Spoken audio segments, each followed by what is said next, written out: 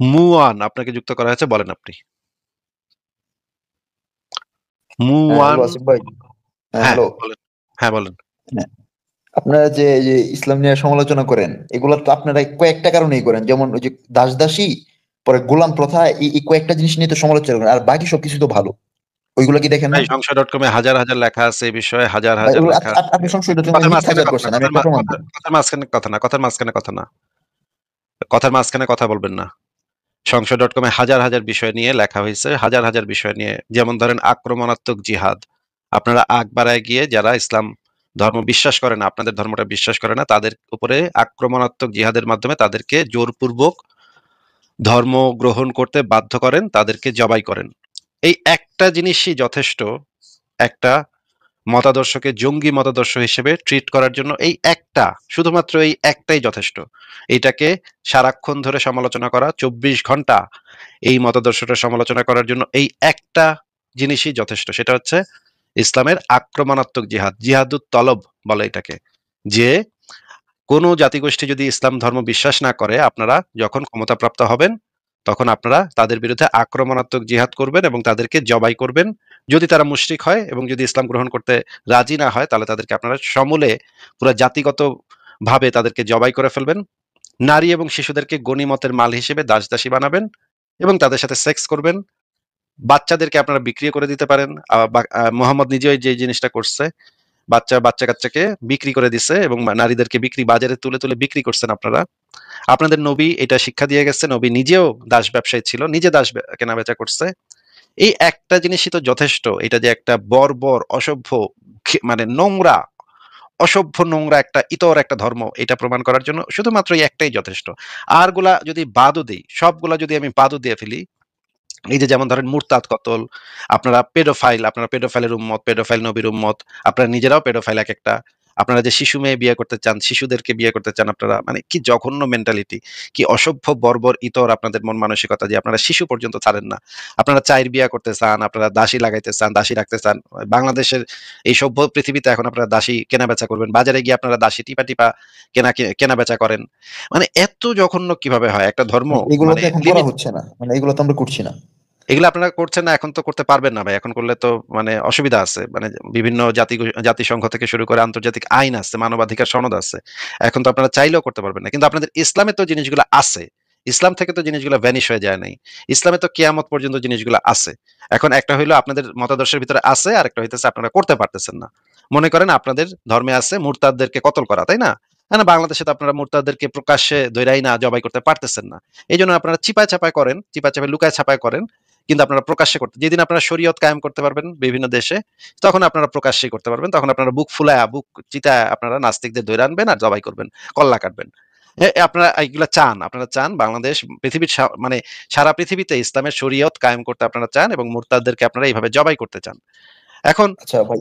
আপনারা আমাদেরকে জবাই করতে চান, এরপরেও আমরা আপনাদের সাথে স্বাভাবিকভাবে কথা বলি। যেই জঙ্গি গোষ্ঠী, আপনারা যে জঙ্গি গোষ্ঠী, জঙ্গির বাচ্চা জঙ্গি নবী যে আপনাদেরকে যে শিক্ষা দিয়ে গেছে, সেগুলো আপনারা আমাদের উপর এপ্লাই করতে চান, আমাদেরকে জবাই করতে চান, আমাদের কল্লা কাটতে চান। তারপরে আমরা আপনাদের সাথে কথা বলি, যুক্তিতর্ক করি, আলোচনা করি, আপনাদেরকে বোঝাবার চেষ্টা করি যে এগুলা জঙ্গি টঙ্গি দি ছাইরা, এই লুচ্চা নবী মোহাম্মদের এগুলা লুচ্চামি, বদমাইশি, জঙ্গিগিরি ছাইরা ভালো মানুষ হন ভাই, সভ্য মানুষ হন, ভদ্র মানুষ হন, পিসফুলি থাকেন। ভাই, আপনার পরিবার নিয়ে আপনি পিসফুলি থাকেন, আরেকজনের পরিবার নিয়ে আরেকজন পিসফুলি থাকুক।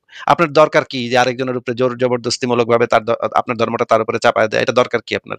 আপনি আপনার আচ্ছা পরিবার ভাই, নিয়ে সুস্থ স্বাভাবিক ভাবে থাকেন। আমি, হ্যাঁ, এটা আমি তো আপনারা যতদূর করবেন জানি না। আপনি একজন। এটা তো আপনারা করবেন না। আপনারা যদি আমি যদি একটা ওই সবকিছু বাদ দিলাম, যদি শুধুমাত্র এই একটা জিনিস নিয়েই বলি যে আপনাদের জিহাদুত তলব, যেটা হচ্ছে সূরা তওবার ৫ নম্বর এবং ২৯ নম্বর আয়াতে আছে এবং সূরা আনফালের ভিতরে অনেকগুলো আয়াতে আছে যে আপনারা এই আয়াতগুলা কোরআনের সর্বশেষ নাজিলকৃত আয়াত, এগুলা ইসলামের বিধান এবং আবু বকরের আমলেও এই মানে রুলগুলা ফলো করা হয়েছে। এইগুলা যদি আমরা শুধুমাত্র এই একটা বিধানই নিয়ে যদি আমরা কথা বলি, তাইলেই ইসলামকে একেবারে তুলোধনা কইরা, একেবারে জঙ্গি মতাদর্শ বইলা এদেরকে একেবারে ভাইঙাচুরা দেয়া যায়, যুক্তি দিয়ে এদেরকে একদম ভাইঙাচুরা দেয়া যায়। আমার তো আর দরকারও নাই বাদ বাকি জিনিসগুলা। কিন্তু তারপরেও আমাদের সংশয়.com এ অসংখ্য, অসংখ্য লেখা আছে। প্রত্যেকটা জিনিস নিয়ে আলাদা, আলাদা। এই যে যেমন ধরেন একটু আগে যে গানটা বাজাইলাম, উম্মে হানি, আপনার নবী উম্মে হানির সাথে রঙ্গলীলা কইরা, মানে রাত কাটাইয়া, মানে সারা রাত কাটাইয়া গিয়ে সকালে উঠা কইছে আমি জেরুজালেম গেছিলাম, আল আকসা মসজিদে গেছিলাম। আরে এই যে একটা বাটপারি, এই একটা বাটপারির জন্য এখন পর্যন্ত সারা পৃথিবীতে একটা অশান্তি লেগে আছে। মুসলমানরা মনে করে ওই যে আল আকসা মসজিদ তাগো, ইহুদিরা সেখানে হাজার বছর ধরে বসবাস করছে। আপনাকে নবী কয়ে গেছে এ নাকি উড়ন্ত একটা ঘোড়ায় চড়া উম্মেহানের উপরে চড়ছিল, এটা বানাইছে ঘোড়ায় চড়া নাকি সে ওইখানে গেছিল। হ্যাঁ, টকবক টকবক করে ঘোড়ায় চড়া সে ওইখানে গেছিল। এই যে একটা মেরাজের এটা কি একটা কোনো প্রমাণ আছে বদমাইশির যে জন্য যেটা বললেন অবশ্যই যে আমরা প্রমাণ উমায়ানের? প্রমাণ আমরা করব। এই যে মানে মুফতি ইমরান একটা খুব সুন্দর ভিডিও বানাইছে সবকিছু ঘটনা ব্যাখ্যা বিশ্লেষণ করে, সেটা আমরা আবারও দেখতে পারি, অসুবিধা নেই। কিন্তু সেটা তো ভাই অনেকবার আমরা দেখাইছি, অনেকবার আমরা প্রত্যেকটা জিনিস নিয়ে আলোচনা করছি। কিন্তু ভাই আপনি এই একটা মোহাম্মদের এই সংশয়.com একটা তো একটা বাটপারির মিথ্যাচার করছেন একটা ইয়াতে, একটা মিথ্যাচার মানে আপনি মিথ্যা কথা মানে বলছেন আরকি। আপনি নিচে লিখে দিয়েন যে মানে কমেন্টের মানে আমি সেকশনে আমি লিখে দিয়েন এই জায়গাতে সমস্যা আছে। যদি আমি একটু আপনার বলি মানে আপনি আপনি কি যদি কমেন্ট বুঝতে পারেন। সেকশনে লিখেছেন? কমেন্ট সেকশনে লিখেছেন যে এই জায়গাটাতে একটা ভুল আছে? হ্যাঁ, ভুল হইতেই পারে। না, না। আমার হাজার, হাজার লেখা আছে। আমার অসংখ্য লেখা আছে। হ্যাঁ, হ্যাঁ, মানে আমি একটু এই কাহিনীটা বলি হাজার, আরকি। হাজার এই যে লেখা আমার একটা লেখা আপনার পইড়া শেষ করতে মনে করেন ১-১.৫ বছর সময় লেগে যাবে। আমি একটা লেখা যেটা লিখছি সেটা পইড়া শেষ করতে আপনার ১-১.৫ বছর সময় লেগে যাবে। এখন এই রকমের একটা লেখা যেটা এত বড়, আমার মাঝে, মাঝে WordPress এর ইসেও নিতে না, পারে না, না এটা আমার। না, আপনি পুরা কথার মাঝখানে কাহিনীটাই কথা না। মিথ্যা বলে দিছেন। কথার মাঝখানে কথা না ভাই। এই যে এত বড় একটা লেখা, বিরাট একটা লেখা, এই লেখাটা পুরাটা লিখতে আমার কত পড়ালেখা করতে হইছে, কত গবেষণা করতে হইছে। দিনের পর দিন, মাসের পর মাস গবেষণা করতে হইছে। একেকটা রেফারেন্স আমি কালেক্ট করছি। কত দিন ধইরা, কতগুলা বই পইড়া একটা রেফারেন্স কালেক্ট করতে হয়। সেগুলো তো আপনারা বুঝবেন না। ঠিক আছে, সেগুলো বুঝেন না। কিন্তু আপনারা যদি আমি যে হাজার, হাজার লেখা লিখছি এগুলোর ভিতরে হইতেই পারে ২-১ টা বানান ভুল, হইতেই পারে ২-১০ টা রেফারেন্সে আমি না, না, এটা বানানের না ভাই। আপনি নবীর উপরে মিথ্যা কথা বলছেন। বানান না আচ্ছা তো। কোনটা নবীর উপরে মিথ্যা কথা বলছি একটু বলেন? আচ্ছা, ওই যে একটা আপনি প্রমাণ একটা দেখান। লেখা লিখছেন না প্রমাণ যে প্রমাণ দেখাতে না পারলে আপনি কানে ধরে উঠবস করবেন। ঠিক আছে? ভিডিও অন আচ্ছা, করে আচ্ছা, কানে আচ্ছা। ধরে উঠবস করবেন। ঠিক আছে? আচ্ছা, প্রমাণ দেখাচ্ছি। এই যে হ্যাঁ, হ্যাঁ, আপনি ঠিক আগে আছে। শুনেন যে আপনার সংশয়.com এমন একটা কাহিনী পড়ছিলাম যে রাসূল এমন একটা গোত্রের উপর আক্রমণ করছে যখন তারা ঘুমাইতেছিল এবং গবাদি পশুদেরকে পানি খাওয়াইতেছিল। বনু মুস্তালিক গোত্র আরকি। সো হুম, হুম। এখানে রাসূল অতর্কিত হামলা করছে। মানে আপনার এখানে যেভাবে লেখা। এখন হ্যাঁ, হ্যাঁ। আপনার দাবিটা ছিল আমা যে এটা আমার এই হুম। আমার এখানে যেভাবে লেখা মানে আমি কি আমার কথা বলছি নাকি হাদিসে এটা লেখা না, আছে? না, না। এটাই বলি যে আপনি ক্লিয়ার করি। আপনি পরে একটা অভিযোগ দিছেন যে রাসূল অতর্কিত হামলা করছে। কিন্তু এখানে আগে পরে আপনি বাদ দিছেন। মাঝখান থেকে এমন একটা অংশ দিছেন যাতে আমরা রাসূলকে গালিগালাজ করি। মাঝখানে অংশ দিছেন। কিন্তু আগের অংশটা ছিল কি? যে বনু মুস্তালিক গোত্র তারাও রেডি হইতেছিল আক্রমণ করার জন্য। রাসূল সেটা জানতে পারে পরে আক্রমণ না, না। করছে। বনু তা মুস্তালিক গোত্র যে আক্রমণ করার জন্য করছিল সেটার হুম, নিরপেক্ষ রেফারেন্সটা একটু দেখান। ইসলামের রেফারেন্স দেখাইলে তো সেটা হবে না। কারণ মুসলমানরা তো কইবই। মনে করেন আপনি কারোর উপরে আক্রমণ করতে যাইতেছেন, আপনি তো কইবেনই যে ওরা অনেক দুষ্ট ছিল, ওরা অনেক খারাপ ছিল, ওরা আমাকে মারতো, আরেকটু হইলে আমাদেরকে মাইরা ফেলাইতো। এইজন্য আমরা ওগরে মানে গিয়া এটা তো ভাই যেকোনো বদমাইশই বলে। যেকোনো বদমাইশ যখন মনে করেন আ আক্রমণ করতে যায় তখন সেই বদমাইশটা আগে বলে যে ওরাই আমারে মারবো এইজন্য আমি আগে মেরে দিছি। হ্যাঁ?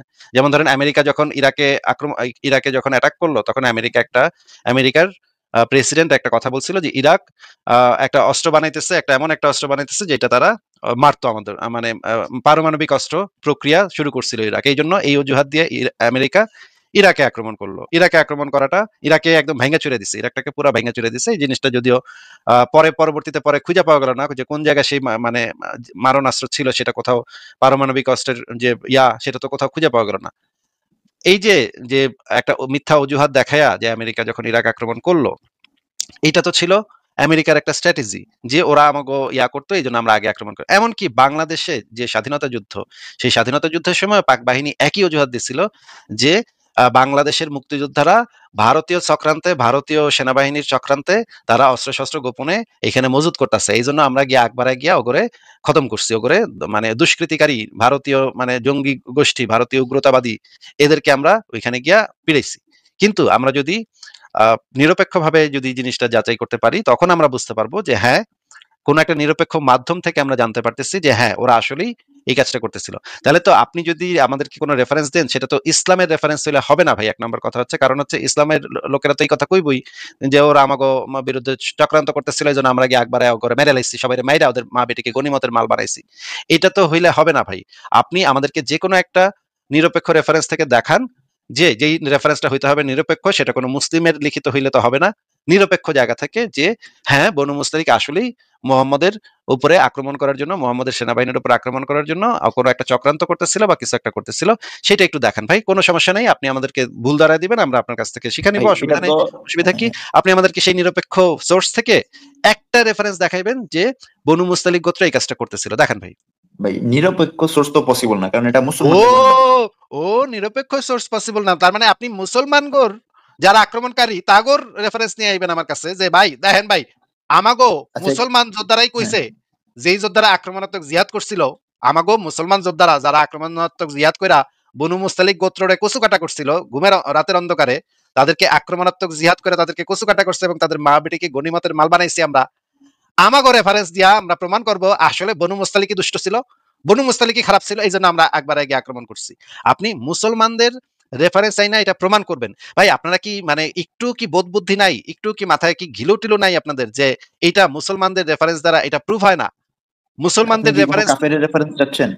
আমি কোনো কাফের মানে না, আমি মানে নিরপেক্ষ অন্য কোনো কেউ, রেফারেন্স মুসলিম ছাড়া চাচ্ছি। অন্য কেউ? মুসলিম ছাড়া অন্য কোনো রেফারেন্স থেকে আপনি আমাদেরকে দেখাইবেন, ও তাইলে তো এটা হইলই না। যদি যারা না ভাই, তাহলে আক্রমণ থাকতে পারে, করছে, আমি জানি না, কথার তবে মাঝখানে কথা না, কথার মাঝখানে কথা না, যারা আক্রমণ করছে তাদের রেফারেন্স দিয়ে যদি আপনি প্রমাণ করেন আক্রমণটা জাস্টিফাইড, যারা আক্রমণ করে তারা তো সবসময় আক্রমণটাকে জাস্টিফাই করার জন্য নানা ধরনের কথাবার্তা বলতে পারে।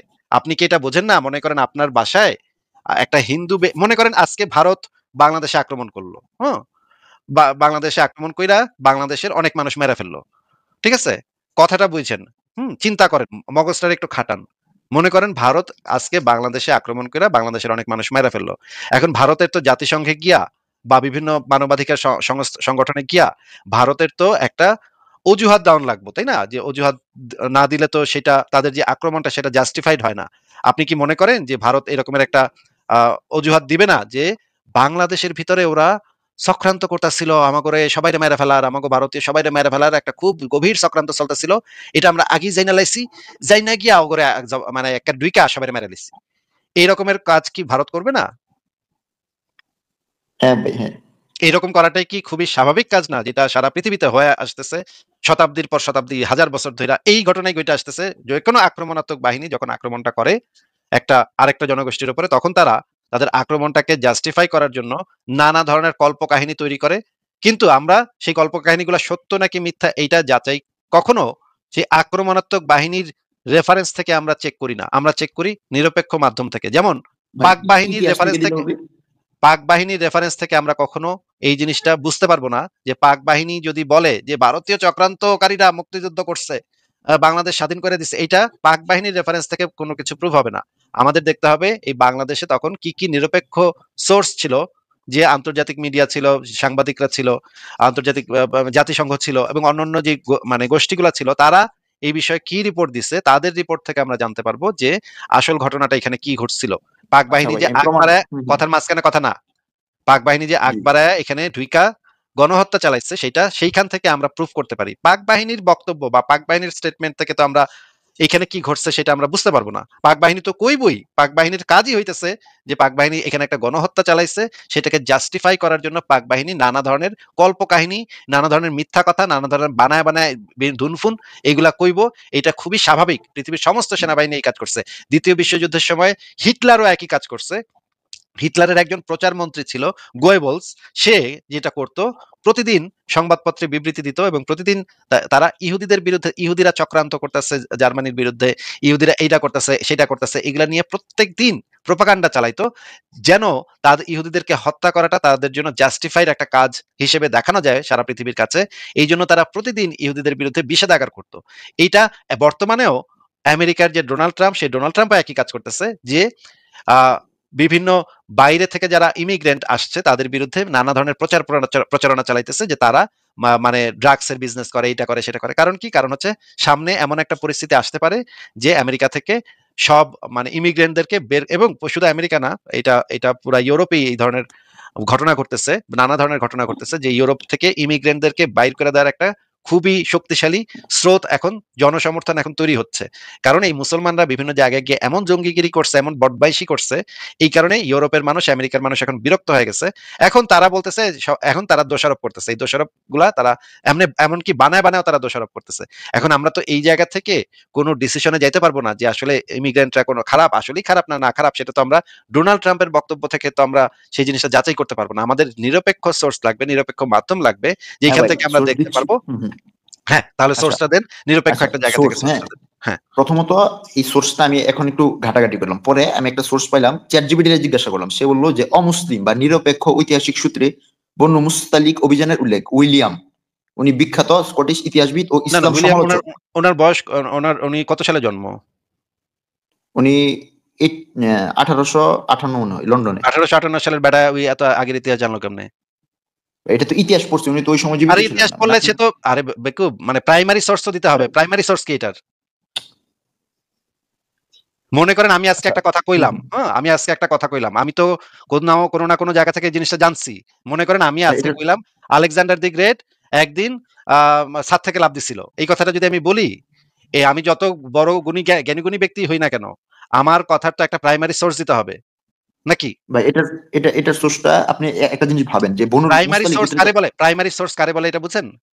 আরে ভাই এটা সোর্স থাকবে কেমনে? মানে ওখানে তো যুদ্ধ প্রাইমারি করে সোর্স সবাইকে মারিয়ে প্রাইমারি ফেলছে। সোর্স সোর্স আসবে প্রাইমারি সোর্স কোত্থেকে? কারে প্রাইমারি সোর্স কারে বলে সেটা জানেন কিনা? সোর্সটা আসবে কোত্থেকে? এটা বলেন। প্রাইমারি সোর্স পসিবল কারে এটা? বলে সেটা জানেন কিনা? প্রাইমারি সোর্স কারে বলে সেটা জানেন কিনা? সোর্সই তো নাই এখানে।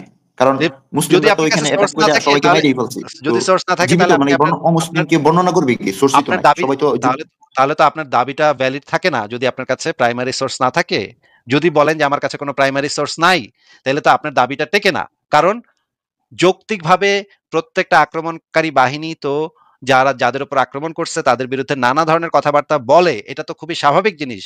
সেগুলাকে তো কাউন্ট করা যায় না, ঐতিহাসিক সত্য হিসেবে সেগুলাকে কাউন্ট করা যায় না।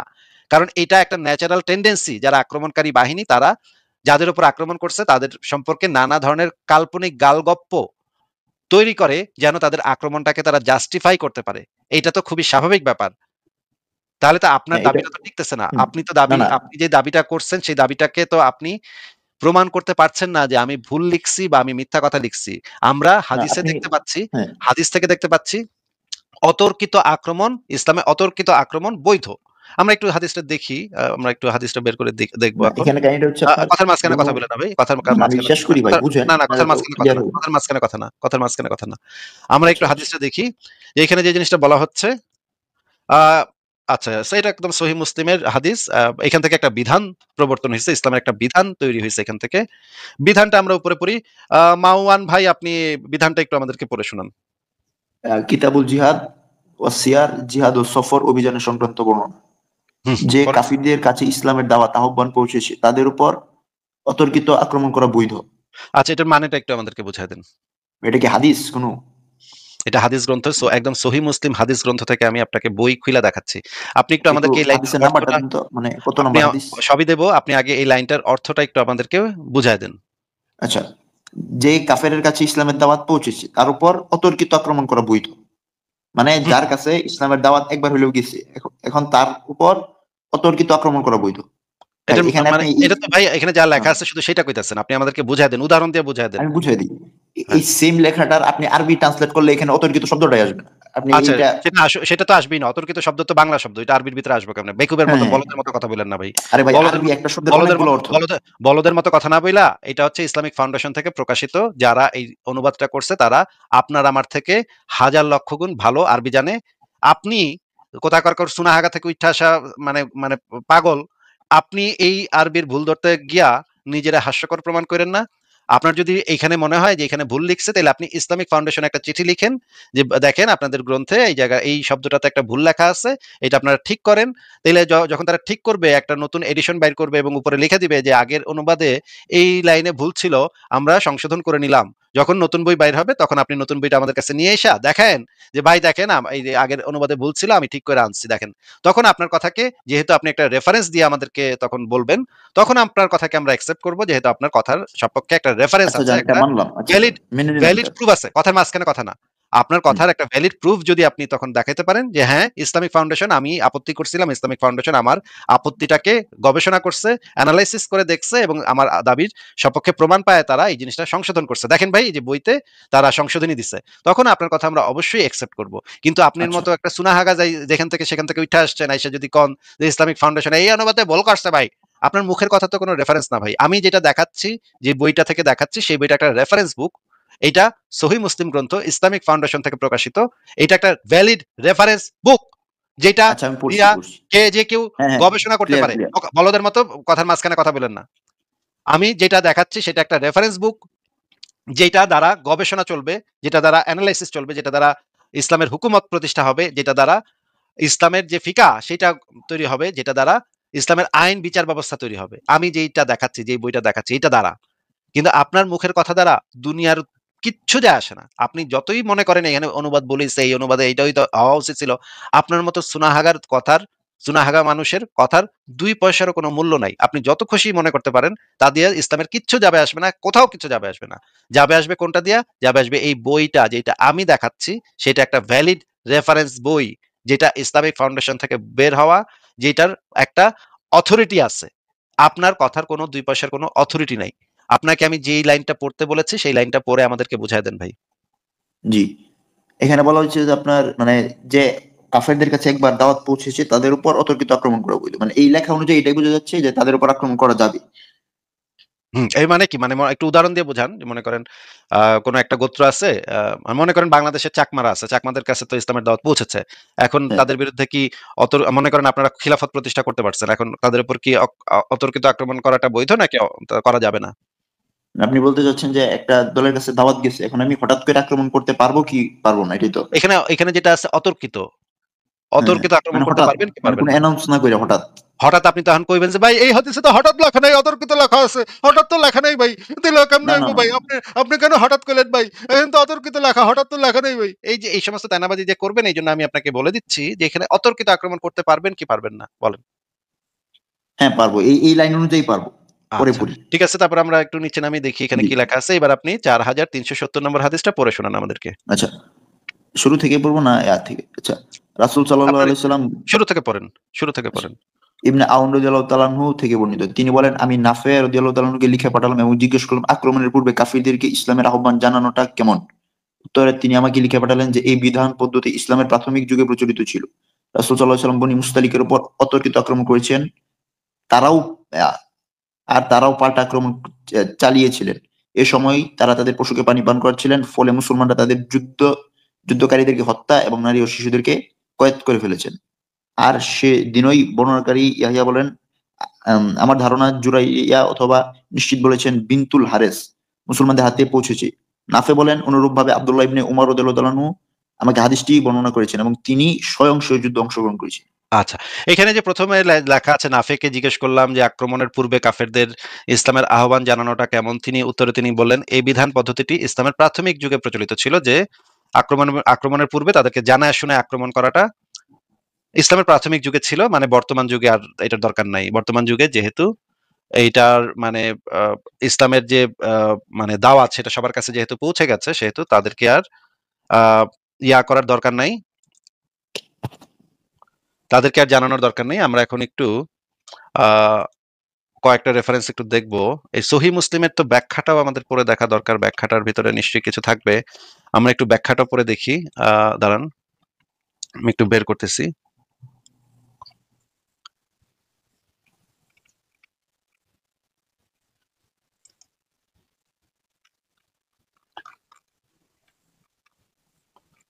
এই যে হাদিসটা, এবার আমরা এটার একটা আ ব্যাখ্যা আছে।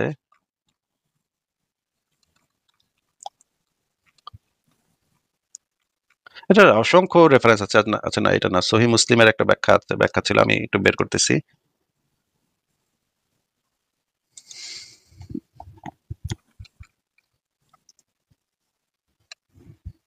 শরহে মুসলিমে আক্রমণাত্মক জিহাদের বিধান। এই যে দেখেন, আমরা এই জিনিসটা একটু পড়ি। শরহে মুসলিম মানে এটা হচ্ছে সহিহ মুসলিমের ব্যাখ্যা গ্রন্থ, যেটা ব্যাখ্যা গ্রন্থটা লিখছে ইসলামের অত্যন্ত বিখ্যাত একজন আলেম ইমাম নববী। নাম শুনছেন ভাই? হ্যাঁ ভাই, হ্যাঁ। ইমাম নববী শরহে মুসলিম লিখছিল। এটা তো জানেন। হ্যাঁ, হ্যাঁ। অনেক এই বড় একজন শরহে আলেম। অনেক বড় ইমাম নববী, হ্যাঁ। এই শরহে মুসলিম থেকে গ্রন্থটা থেকে বেশ খানিকটা অংশ বাংলাতে অনুবাদ করা হয়েছে। এই বাংলাতে অনুবাদ করার পরে এই বইটার নাম হইছে, বইটার নাম আপনাকে বলে দিই আমি। এই বইটার নাম হচ্ছে, আপনি চাইলে মানে সরাসরি বইটাও আছে আমার কাছে। সহিহ মুসলিম প্রয়োজনীয় ব্যাখ্যা সহ বঙ্গানুবাদ, আল হাদিস প্রকাশনী ১৭ এবং ১৮ খন্ড একসাথে, পৃষ্ঠা ১২-১৩ যেটা লেখা আছে। আপনি একটু আমাদেরকে একটা পড়ে শোনান তো, চতুর্থ ধাপটা আমরা একটু শুনি আপনার মুখ থেকে। আচ্ছা। মুসলমানগণের বিরুদ্ধে যুদ্ধ আরম্ভ না করিলে সকল ধর্ম ও বর্ণের কাফেরের বিরুদ্ধে প্রথমেই জিহাদ শুরু করিবে। এই কথাটা বুঝায় যায় না, হ্যাঁ? আমাদেরকে মানে আচ্ছা, বইলা গেলে তো আমরা বুঝবো না। আপনি তো একটু বুঝায় আমাদেরকে। মুসলমানগণের বিরুদ্ধে যুদ্ধ আরম্ভ না করিলেও সকল ধর্ম ও বর্ণের কাফিরদের বিরুদ্ধে প্রথমেই জিহাদ শুরু করি। মানে এখানে বলা হচ্ছে যে মুসলমানদের বিরুদ্ধে অন্য কেউ আগে যুদ্ধ শুরু না করলে আমরা প্রথমে শুরু করব। মানে মুসলমানরা যত গিয়ে আগ বাড়ায় তাদেরকে কাফেরদের বিরুদ্ধে যুদ্ধ করবে নাকি? হ্যাঁ, এটাই তো বলা আছে যে আচ্ছা, প্রথমেই শুরু করবো আমরা। আচ্ছা জি। তারপরে কি লেখা? যতক্ষণ পর্যন্ত না তাহারা ইসলাম গ্রহণ করিবে কিংবা জিজিয়া ইসলামী রাষ্ট্র অমুসলিমদের উপর ধার্যকৃত কর প্রদান না করে, মানে হয়তোবা ইসলাম গ্রহণ করবে, নয়তোবা হচ্ছে জিজিয়া কর দিতে হবে, দুইটা থেকে হ্যাঁ। একটা। না, না, জিজিয়াটা আবার মুশরিকদের জন্য প্রযোজ্য না। জিজিয়াটা শুধুমাত্র আহলে কিতাবদের জন্য প্রযোজ্য। ওই জিজিয়াটা এখানে যেটা বলা হয়েছে, এখানে ২ টা ক্যাটেগরি আছে। এক হচ্ছে মুশরিক, একটা হচ্ছে আহলে কিতাব। মুশরিকদেরকে মাইরা ফেলতে হবে। আর আহলে কিতাবদেরকে জিজিয়ার মাধ্যমে বসবাস করার মানে দেয়া যাবে। সেটা একটা মানে পসিবিলিটি আছে। হ্যাঁ, এরপর পড়েন আপনি। ভাই, এই যে এখন যেটা বললেন, তাহলে তো ওই হিসেবে হিন্দুরাও মুশরিকে পড়তেছে, মানে হ্যাঁ, কি হ্যাঁ, হিন্দুরা হিন্দুদেরকেও? মুশরিক। হ্যাঁ, হিন্দুদেরকে মেরে ফেলতে হবে। আমি এটা পরে দেখাবো। অসুবিধা নেই। আমি আচ্ছা, আসতেছি। আচ্ছা, স্টেপ বাই স্টেপ আমরা আসবো। আপনি আগে এটা আচ্ছা। পেরে শেষ আর করেন। ইহা আর ইহা দ্বারা আল্লাহ তাআলার কালেমা সুন্নত করা, দিন কালেমা ইসলামের সমুন্নত করা। মর্যাদা, কালেমা হ্যাঁ, সমুন্নত করা। হ্যাঁ, হ্যাঁ, কালেমা সমুন্নত করা, দিন ইসলামের মর্যাদা দান এবং কুফুরের দাপট ধ্বংস করা উদ্দেশ্য। আর এই পাপের কার্যক্রম হিজরি ৯ সনে হযরত আবু বকর সিদ্দিক রাদিয়াল্লাহু তাআলা আনহু জবানিতে এই ধাপের ঘোষণা দেওয়া হয়েছিল।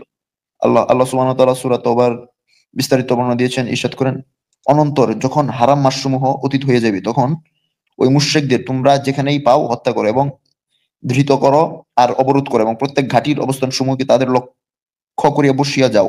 অতঃপর তাহারা যদি কুফরি হইতে তওবা করিয়া লয় এবং নামাজ আদায় করিতে থাকে এবং জাকাত দিতে থাকে, তবে তাহাদের পথ ছাড়িয়া দাও, নিশ্চয়ই আল্লাহ অতীব ক্ষমাশীল পরম দয়ালু। আচ্ছা, এখানে অনেক বলা হয়েছে দয়ালু, যে অনেক, আপনার, অনেক ভীষণ দয়ালু। হ্যাঁ, তো বোঝাই যাচ্ছে একদম ভীষণ দয়ালু। হ্যাঁ, হ্যাঁ, আল্লাহ পাক কতই না দয়ালু। যে বলছে মুশরিকদেরকে যেখানেই পাও হত্যা করো এবং ধৃত করো। আচ্ছা ঠিক আছে। এরপরে আচ্ছা, আবার কি বলছে আমরা একটু শুনি। এরপরে কি লিখছে? আচ্ছা ভাই, আগেরটা ব্যাখ্যা করি। মানে হ্যাঁ, আগেরটা হ্যাঁ। এখানে যেটা বলা হয়েছে যে রাস্তাঘাটে বসে থাকো এবং মুশরিক পাইলে হত্যা করো। এই প্রশ্নটা আমি আমার হুজুরকেও জিজ্ঞেস করছিলাম, পরে উনি ওইটা বলছেন আমরা যে এই সূরাতে, ভাই ওইটা আমরা একটু পরে দেখাচ্ছি আপনাকে যে আচ্ছা, ওই যে আচ্ছা, রাস্তাঘাটে বইসা থাইকা মুশরিক মারা যাবে নাকি যাবে না সেটারও দলিল আছে। আমি আপনাকে দেখাবো। আপনি একটু পয়েন্ট করে রাখেন। আচ্ছা, আমাকে একটু পরে জিজ্ঞেস করেন। আগে এইটা একটু শেষ করে নেই তারপর ওইদিকে যাইতেছি। আচ্ছা। অনন্তর যখন হারাম মাসসমূহ অতীত হইয়া যাইবে তখন ওই মুশরিকদেরকে তোমরা যেখানেই পাও হত্যা করো এবং ধৃত করো আর অবরোধ করো এবং প্রত্যেক ঘাটির অবস্থান সময়ে তাহাদের লক্ষ্য করিয়া বসিয়ে যাও। অতঃপর তাহারা যদি কুফরি হইতে তওবা করিয়া লয় এবং নামাজ আদায় করিতে থাকে এবং জাকাত দিতে থাকে, তবে তাহাদের পথ ছাড়িয়া দাও, নিশ্চয়ই আল্লাহ তাআলা ক্ষমাশীল পরম দয়ালু। তোমরা যুদ্ধ করো ওই সকল লোকদের বিরুদ্ধে যারা আল্লাহর কিয়ামত দিবসের উপর ঈমান রাখে না, আল্লাহ ও তার রাসূল যা হারাম করিয়ে দিয়েছেন তা হারাম করে না গ্রহণ সত্য, যতক্ষণ পর্যন্ত তাহারা বশ্যতা স্বীকার করত, জিজিয়া কর প্রদানে স্বীকৃতি জ্ঞাপন করে। আর তোমরা তাদের সহিত লড়িতে থাকো যত অব্দি তাদের মধ্যে হইতে ফিতনা শিরিক বিলুপ্ত না যায় এবং দিন যেন কেবল আল্লাহর জন্যই। আচ্ছা, মানে আচ্ছা। এখানে বলা হইতেছে যে, সূরা আনফালের ৩৯ নম্বর আয়াত। হ্যাঁ, ঠিক আছে। এই হ্যাঁ, জিনিসটা আমরা পড়লাম, বুঝলাম আমরা এখানে যে জিনিসটা বলা হয়েছে। আ এইবার আপনি একটু এখান থেকেও পড়তে পারেন। এই যে দেখেন এখানে বলা হয়েছে, প্রথমত মুশরিকদের ক্ষমা করার এবং মুখ ফিরাইয়া থাকার নির্দেশনা ছিল। কিন্তু পরে হচ্ছে গিয়ে এরকম স্টেপ বাই স্টেপ। অতঃপর তাহাদের বিরুদ্ধে জিহাদ করার হুকুম দেয়া হইল। আর তোমরা তাহাদের সহিত লড়িতে থাকো যদ্দাবধি তাহাদের মধ্যে হইতে ফিতনা শিরক বিলুপ্ত না হয়ে যায়। সূরা আনফাল। মানে তাদের বিরুদ্ধে কতক্ষণ পর্যন্ত লড়াই করতে হবে? তাদের বিরুদ্ধে কতক্ষণ শিরিক পর্যন্ত? বিলুপ্ত না হওয়া পর্যন্ত। আচ্ছা, তার মানে এই যে হিন্দুরা যে শিরিক করতেছে, এখন খ্রিস্টানরাও তো শিরিক করে। সেই শিরক যে করতেছে সেইটা একদম সারা পৃথিবী থেকে নিশ্চিহ্ন না হওয়া পর্যন্ত আপনারা কি করবেন ভাই? তাদের কল্লা কাটবেন নাকি? হ্যাঁ, প্রথমে দাওয়াত দিব এবং তারা যদি না, জিজিয়া না, কর দাওয়াত তো দেয় তাদের তাহলে তো। কাছে দাওয়াত সারা পৃথিবীতে অলরেডি পৌঁছায় গেছে। এখন আর নতুন করে দাওয়াত দেওয়ার দরকার নাই। একটু আগে হাদিস থেকে দেখাইছি দাওয়াত এখন যাদের কাছে পৌঁছায় গেছে তখন আর ফার্দার দাওয়াতের দরকার নেই। আপনি অতর্কিত আক্রমণ করতে পারেন। সেটা আমরা একটু আগে হাদিস থেকে পরিষ্কার হইছি। এখন তো আপনি যেকোনো সময় মানে কোপাকুপি করতে পারেন নাকি?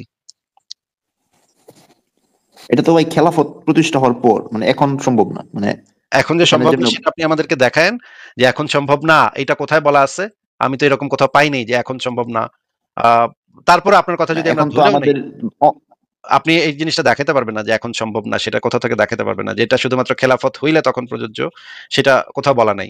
এইটা বলা আছে যখন শক্তি সামর্থ্য হবে আপনাদের, তখন আপনারা এগুলা করবেন। হ্যাঁ, হ্যাঁ, যখন আপনারা দুর্বল থাকবেন তখন আর এগুলা করতে যান না। কারণ দুর্বল থাকার সময় এই সমস্ত করতে গেলে তো আপনাদের পাছা বাইঙ্গা জঙ্গির বাচ্চা জঙ্গি বইলা পাছার ভিতরে আপনাদের আল্লাহ এবং নবী দুইটারই ঢুকাই দিব, তখন তো আপনারা চিল্লাইতে থাকবেন যে আমাকে মারছে মারছে মারছে কইরা, সেফ গাজা কইরা চিৎকার করতে থাকবেন যে আমাকে মানবতা কোথায়, তোমাকে মানবতা কোথায়, আমাদের মারতাছে, দাও দাও, এরকম করে কান্নাকাটি করবেন।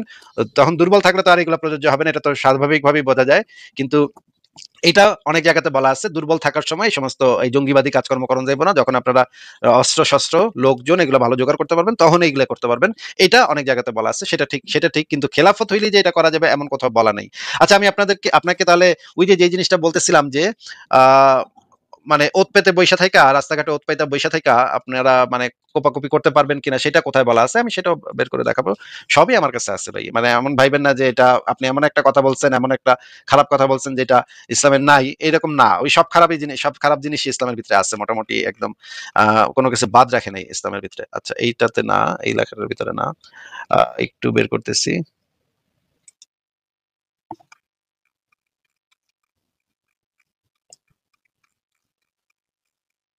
আচ্ছা, আমরা একটু দেখি। এই বইটা হচ্ছে আল ইতকান ফি তাওহিদ আর রহমান, এটা দেখা যাচ্ছে ভাই বইটা?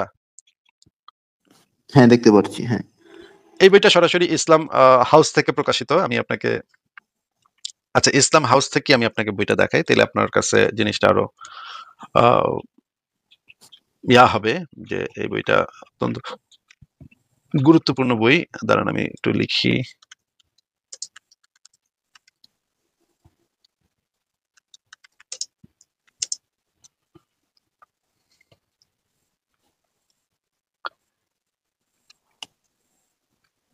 ওমা, এটা কি ইসলাম হাউস থেকে? ইসলাম হাউস এখন খুঁজে পাচ্ছি না বইটা।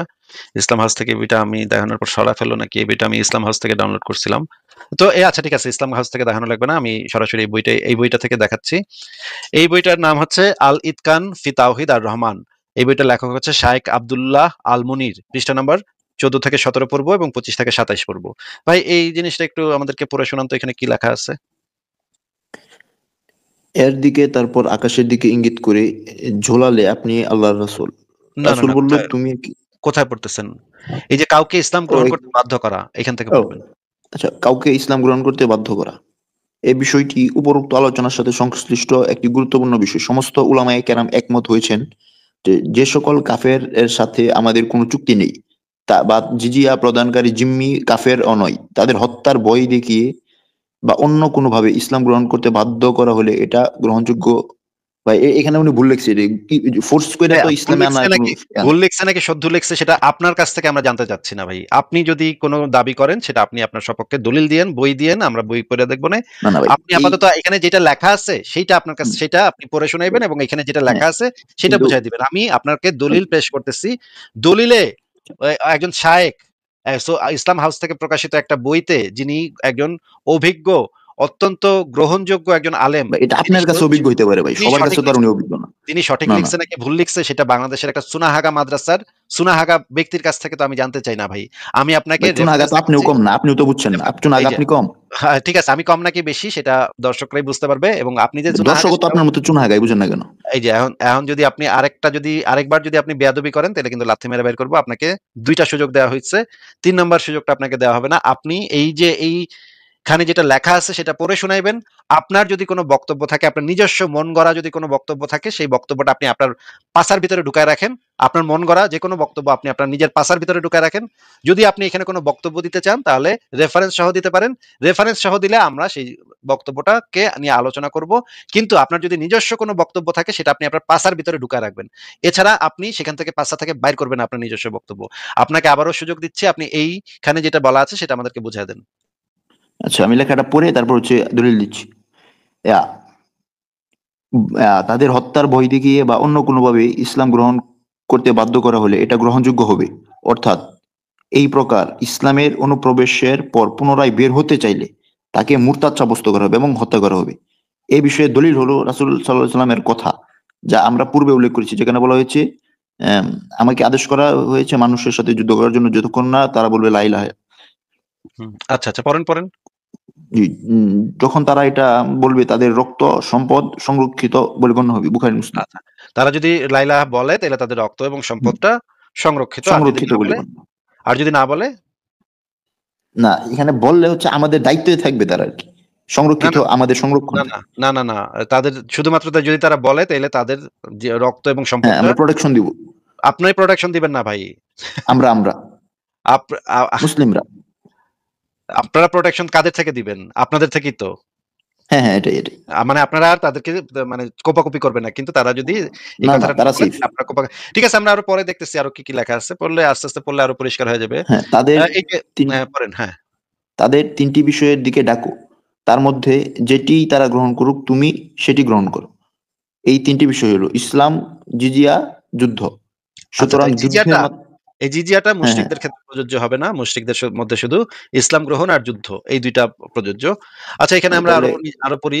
আ আ এই কারণে আ আচ্ছা গ্রহণযোগ্য ভাই, হবে না। এখানে মুসলিমদের থেকে কি জিজিয়া নেওয়াই হবে না? ডাইরেক্ট অন্য বিধান না? মুশরিকদেরকে একদম ডাইরেক্ট মানে তরবারি, হ্যাঁ? আচ্ছা, এখানে একটা টিকা দেয়া আছে। টিকাটা একটু জোরে, জোরে পড়ে শোনান।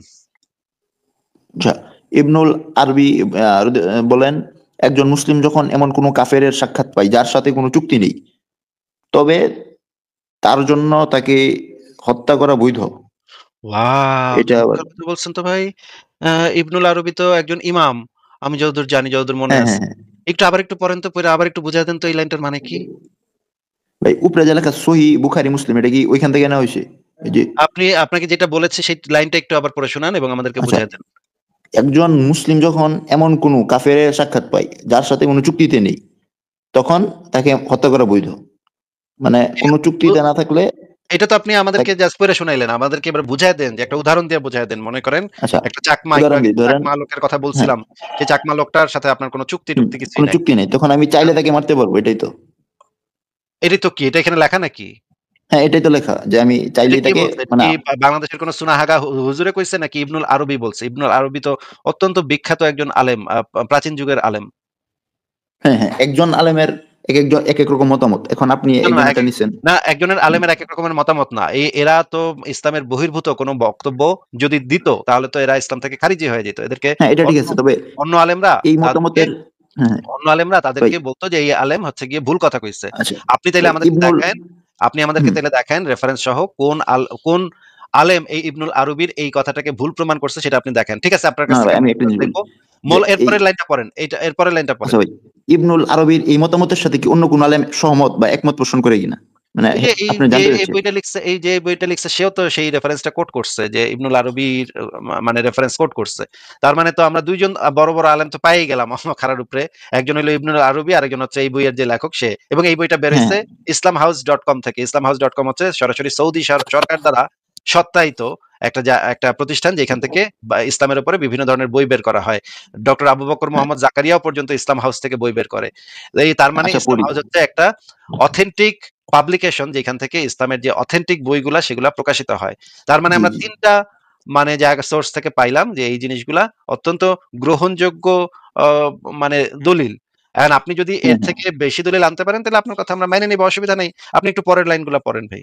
আচ্ছা। মোল্লা আলী কারি হানাফি ইমাম আল খত্তাবী থেকে বর্ণনা করেন। আল খাত্তাবী কে নাম, আপনি কি জানেন নাকি আল খাত্তাবী কে? ইমাম আল খাত্তাবী না, এই নামটা শুনছি। তবে ইমাম আবু হানিফা চিনি। কিন্তু এই খাত্তাবী এটা ১ম শুনলাম আরকি। মানে উনি কি ইমাম কোন মাযহাব খাত্তাবী এরিয়া নাকি? ইমাম খাত্তাবী অত্যন্ত গুরুত্বপূর্ণ একজন প্রাচীন যুগের আলেম। হ্যাঁ, পড়েন কি লেখা আছে? হ্যাঁ, আচ্ছা। কাফেরদের রক্তের ব্যাপারে মূলনীতি হলো তা বৈধ। অর্থাৎ চুক্তি ও বা অন্য কোনো কারণে একজন কাফেরের রক্ত নিষিদ্ধ হয়। চুক্তি না থাকলে তা বৈধ। ও ও তারপর বুঝলাম না তো ভাই। বুঝায় যাবেন তো আপনি। না আচ্ছা, বুঝায় গেলে আমাদের দর্শকরা মানে বুঝবে কেমনে? কোন চুক্তি মানে সে যদি কোন চুক্তিতে এই না যে থাকে তাহলে হচ্ছে তার রক্ত বৈধ। মানে কাফেরদের রক্তের ব্যাপারে মূলনীতি হলো তা বৈধ। এই কথাটার মানে কি? মানে এটা মানে হচ্ছে সে যদি কোনো চুক্তিতে না থাকে তাহলে হচ্ছে তাকে হত্যা করা যাবে। মানে এটা কোনো খারাপ কিছু না। এটাই ও বলা হচ্ছে আরকি। এটা মানে ইসলামে বৈধ, ইসলামে জায়েজ এটা লেখা আছে নাকি?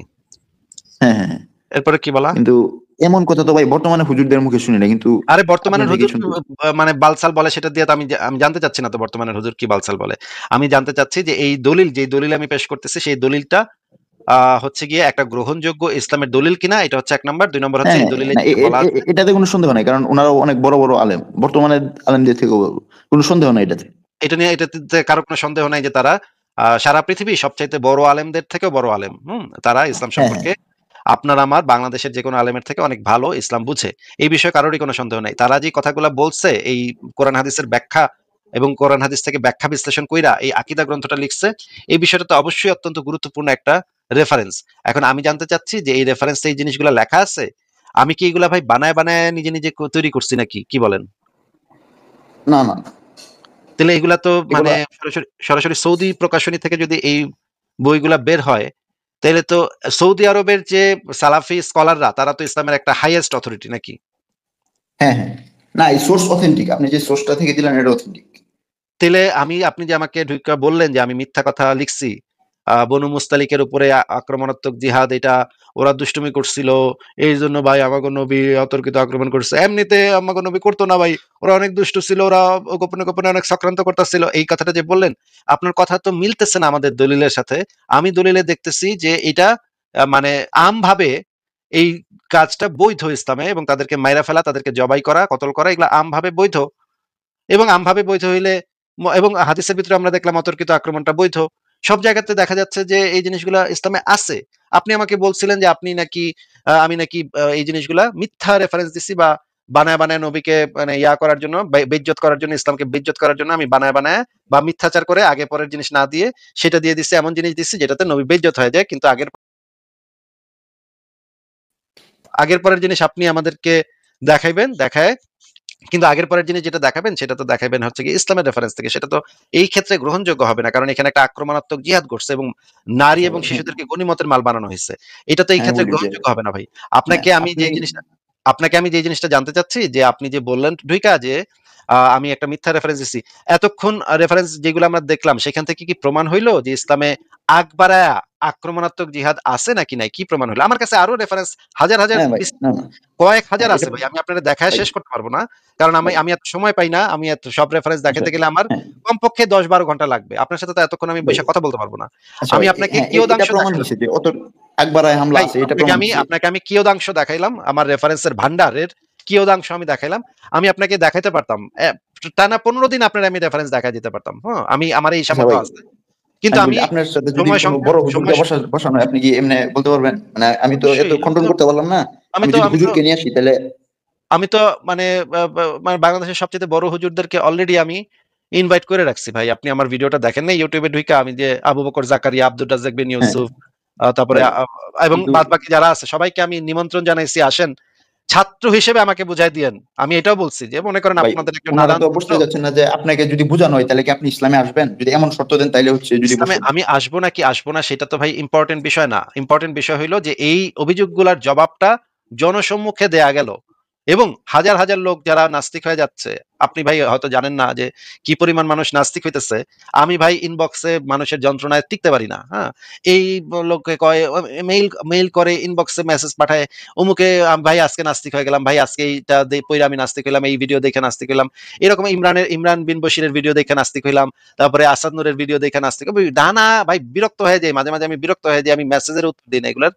ভাই কি পরিমাণে যে মানুষ নাস্তিক হইতেছে সেটা তো ভাই আপনারা হয়তো এখনো বুঝতে পারতেছেন না, আচ্ছা আস্তে ভাই, আস্তে বুঝবেন তাহলে কয়েকদিনের মধ্যে, দুই এক আমার বছরের মধ্যে এলাকায় টের একজন আর পাইবেন। কি, দুই এক বছরের মধ্যে ভাই এটা টের পাইবেন, কারণ এগুলো তো মানুষ বলে না, বেশিরভাগ সময় তো মানুষ বলে না, কাউরে লুকায় রাখে।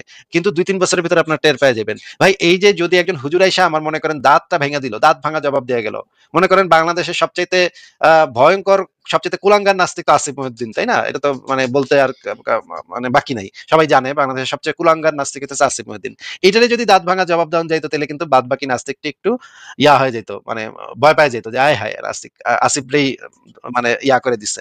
তাহলে তো এইটা করতে সমস্যাটা কোথায় ভাই? আমি তো বুঝলাম না। তারা তো আচ্ছা, এমন না যে আমাদের কথার জবাব দেয় না, তারা তো ওয়াজ মাহফিলে আমাদের কথার জবাব দিতেছে। আমি তো রাজ্জাক বিন ইউসুফ, তারপর হচ্ছে গিয়ে আবু বকর জাকারিয়ারে দেখি, তারা ইউটিউবে ভিডিও বানায়, আসিফ মহিউদ্দিনের জবাব দিতেছি, তো এমনি তো বানায়, তাহলে সামনে এসে কথা বলতে সমস্যাটা কোথায় তা তো বুঝতেছি না। আচ্ছা ভাই, তাহলে আমি বিদায় নিলাম। আর আমি কি আমার হুজুরকে বলবো যে আপনার সাথে বসতে? মানে উনি মুফাসসির আর কি, অনেক বড়। ভাই কি যেন একটা কথা ছিল, যে আপনি যদি ভুল বাইর করে দেখাইতে না পারেন তাহলে যেন কি করতে হইব, কি যেন না একটা না, কথা ছিল ওইটা ভাই। ওইটা আপনার মিস্টেক হয়েছে, আপনার সবকিছু তো রাইট নেই, এটা অতর্কিত হাসে, কিন্তু বনু মুস্তালিকের ক্ষেত্রে আপনি অভিযোগ দিচ্ছেন যে অতর্কিত এটা করেন, কিন্তু রাসূল তো ওইটা করেন না, ওইটার ক্ষেত্রে অন্য কারণ ছিল, ওইটা অবশ্যই ওইটা ঠিক ওইখানে না। হাদিসে পরিষ্কারভাবে লেখা আছে ইসলামে অতর্কিত আক্রমণ বৈধ, এবং বনু বৈধ, মুস্তালিক কিন্তু ওই সময় তো করা হয়েছিল না, ওই সময়টা কিন্তু অতর্কিত ছিল না। ওই সময় অতর্কিতই করা হয়েছিল, সেটা আমরা দেখেছি। আপনি তো আমাকে ভুল প্রমাণ করতে পারেন নাই না ভাই। না, আমি যেটা পারছি তো ভাই, দেখানোর, কিন্তু ওইটার অতর্কিতর কারণ ছিল তো। যদি ও তার মানে আপনি এখন মানে কানে ধরবেন না, যে কানে ধরে কইবেন না। ঠিক আছে, না যদি না, না আমি আপনারে জোরও করব না এটার জন্য। জোর করার কোনো ইচ্ছা আমার নেই। আমি এমনিতে জোর করতামও না। আপনি যদি কইতেন না ভাই আমি ভুলে বলছি তাহলে আমি আপনারা ছেড়ে দিতাম, আমি আপনারা সেটা চাইতামও না। কিন্তু ভাই দর্শকরা দেখছে যে কে ভুল করছে, কে সঠিক করছে, কে সঠিক মানে কথা বলছে, কে রেফারেন্স সহ কথা বলছে। দর্শকরা দেখছে। আমার আর কিছু বলার আচ্ছা নেই। আপনারা তো বাটপারি আচ্ছা ভাই, করবেনই। বিদায় নিলাম ভাই। আপনারা তো এই আচ্ছা, কাজ করবেনই। যে ভুল বাইর করে দেখাইতে না পারলে আপনারা তো পরে কন্ডিশনটা মানবেন না না না সেটা ভাই, তো এটা আপনার এনে কোনো মুসলমান থাকলেও সে বুঝতে পারবে। আচ্ছা, তাই গেলাম। আচ্ছা, আচ্ছা ঠিক আছে। ঠিক আছে তাহলে এমান ভাই আচ্ছা চলে গেছে। এমান ভাই চলে গেছে। ঠিক আছে পরের জনকে যুক্ত করি। দেখেন আমি কিন্তু বলছিলাম যে আমি যে মিথ্যা লিখছি, সে বলতেছিল আমি নাকি মিথ্যা লিখছি। মিথ্যা লিখছি এটা বাইর করে দেখাইতে না পারলে সে নাকি কানে ধরে উঠবস করবে। এটা বলছিল কিন্তু সে রাজি হয়েছিল।